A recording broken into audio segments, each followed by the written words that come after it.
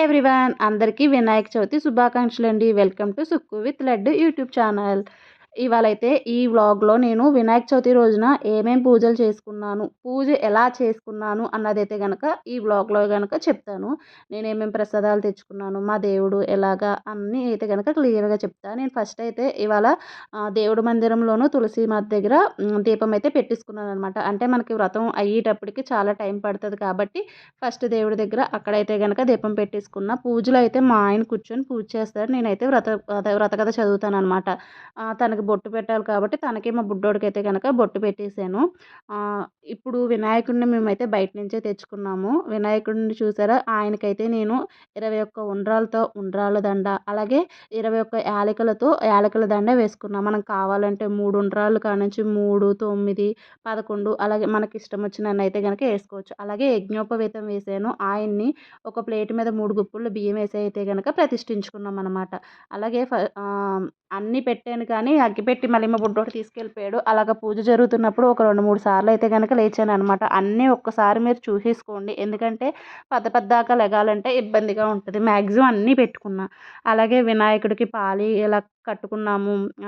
పత్తిర్లు ఇవన్నీ అయితే గనక వేసుకున్నాం. ఫస్ట్ దీపం వెలిగించడానికి ఏకహారతితో కానీ లేదంటే కనుక అగరత్తులతో కానీ వెలిగించాలి కాబట్టి తనైతే గనక అగరత్తులతో దీపం వెలిగిస్తున్నాడు. నేనైతే వ్రతకథ అయితే చదవడం మొదలుపెట్టాను.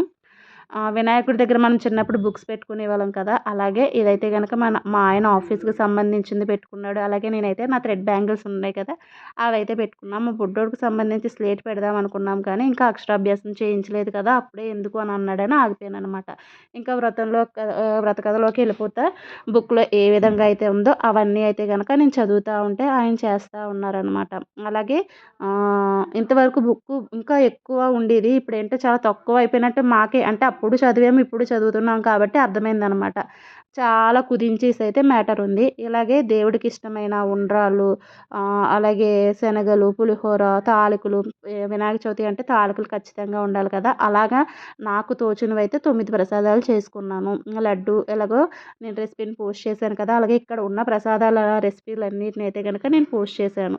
బుక్లో ఏ విధంగా అయితే ఉన్నదో ఫస్ట్ పత్రాలతో పూజ, ఆ తర్వాత అక్షింతలు ఏవైతే ఉన్నాయో నాకు బుక్లో చదివినవి నాకు తెలిసినవి అయితే కనుక తనకు చెప్తా ఉంటే తను ఆ ఇన్స్ట్రక్షన్స్ ఫాలో అవ్వి పూజ చేశారు. మనం బుక్ చదువుతున్నప్పుడు ఒకరు పూజ చేయాలి. ఇంట్లో హస్బెండ్ వైఫ్ ఉన్నప్పుడు కానీ ఇంకా ఎవరైనా ఉన్నప్పుడు కానీ ఇలాగ ఒకళ్ళు చదువుతున్నప్పుడు ఇంకొకరు పూజ చేసుకుంటూ ఉంటే చాలా ప్రశాంతంగా అనిపిస్తుంది అనమాట. కానీ ఈ ఇయర్ పూజ మాత్రం చాలా ప్రశాంతంగా చేసుకున్నా.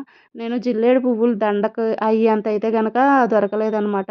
కొన్ని దొరికినాయి అని చెప్పి పూజ మందిరంలో వినాయకుడికి, అలాగే మనం వినాయకుడిని ప్రతిష్ఠించిన చోట వినాయకుడికి మాత్రమే సరిపోయేటట్టు ఉన్నాయి కాబట్టి ఆ పువ్వులను అయితే అలా పెట్టుకున్నా. అలాగే తులసి రొబ్బుని ఈరోజు మాత్రమే గణేశుడికి సమర్పించాలి. అలాగే పసుపు గణపతి దగ్గర కాదు, మనం ప్రతిష్ఠించుకున్న గణపతి దగ్గర మాత్రమే తులసి దళాన్ని ఉంచాలన్నమాట. అది ఖచ్చితంగా గుర్తుపెట్టుకోండి. ఇలాగ పత్తిర్లు ఏమైతే ఉన్నాయో పత్తిర్లతో అక్కడ పూజతో ఏదైతే ఉందో ఆ పూజనైతే కనుక పత్తిర్లతో కంప్లీట్ చేసేసుకున్నాము.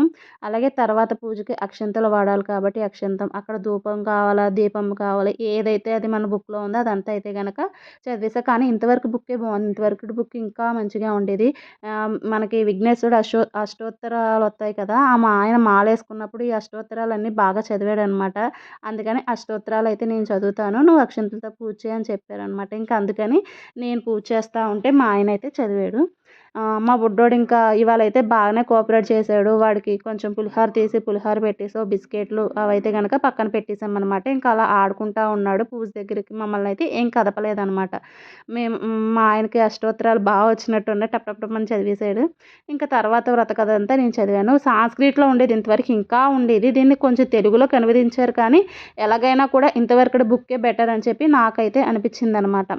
మనకు తోచిన ప్రసాదాలు చాలామంది ఏంటంటే ఒకరిని చూసి ఒకరు ఇన్ని చేయాలి అనుకుంటున్నారు. ఇన్ని చేయాలి అన్ని చేయాలని కాదు, మన ఓపికను బట్టి స్తోమతను బట్టి చేసుకోవాలి. ఓపిక స్తోమత రెండు ఉండి ఎక్కువ చేసుకొని ఎవరికైనా పంచడానికి చేసుకోండి. అంతేగాని మా స్తోమత ఇది, మేమిది లేదంటే మా పవర్ ఇది అన్నట్టయితే గనక చేసుకోవద్దు దయచేసి. వేస్ట్ చెయ్యొద్దు ఫుడ్డు. ఇప్పుడు మేము చేసుకున్నవి మాకు పొద్దునకి సాయంత్రానికి వచ్చేస్తాయన్నమాట. ఖచ్చితంగా ఎవరైనా వస్తే ఇంకొక మనిషికి సరిపోయేటట్టయితే గనక మేము చేసుకున్నాం. మేమెప్పుడు పండగొచ్చినా, ఏమొచ్చినా ఇంతే ఇలాగే వెరైటీలయితే గనక చేసుకుంటామనమాట. ఆ పూజకి సంబంధించినంత వరకు. అవి పొద్దునకి, సాయంత్రానికి ఎలాగో దేవుడికి నైవేద్యంగా పెట్టి అవి మనం ప్రసాదంగా తీసేసుకుంటాం కాబట్టి మేమైతే అలా చేసాం. పూజంతా అయిపోయిన తర్వాత గణేష్ మండపాల్లో పూజ 12కి అలా స్టార్ట్ అవుతది కదా! ఎళ్దాం అనుకున్నాం గానీ, మా పూజ అంతా అయిపోయింది. వర్షం అయితే బాగా గట్టిగా కొట్టిందనమాట. ఎలాగో సాయంత్రం నిమజ్జనం చేసేస్తాం కదా! నిమజ్జనం చేసిన తర్వాత కొంచెం ఫ్రెష్ అయ్యి, అప్పుడు ఏదైనా ఒక మండపానికైతే వెళ్దాము అని అనుకుంటున్నాం. ఈ ఇయరు మా ఆయన, నేను ఒకళ్ళు బుక్ చదువుతుంటే, ఒకళ్ళు పూజ చేసుకుంటా ఉంటే చాలా ప్రశాంతంగా అనిపించిందనమాట. నేను నిన్న నైట్‌నే చాలా వరకైతే చేసేసుకున్నా. మనం వినాయకుడిని ఒక్కడిని ప్రతిష్ఠించలేదు. పొద్దున్న ప్రసాదాలు చేసుకున్నాను గానీ, మిగతావన్నీ నిన్న ఈవినింగే చేసేసుకున్నాను.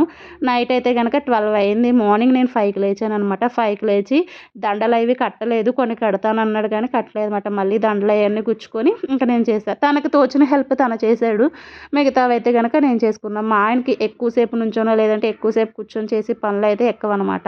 అలాగా నేను తను లేచేటప్పటికే తను మార్నింగ్ 8కి లేచాడు. లేచేటప్పటికే నేను మ్యాక్సిమం మొత్తం అన్నీ కవర్ చేసేసుకొని ఇల్లంతటిని మళ్ళీ ఇంకొకసారి అయితే గనక తుడిచేసుకున్నాననమాట. మా బుడ్డోడు లేచేటప్పటికి 9 అయ్యింది.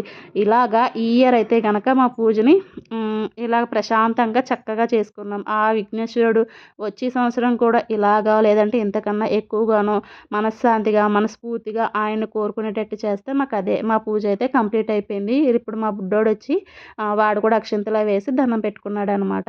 వాడైతే భలే దండం పెట్టుకుంటా ఉంటాడు.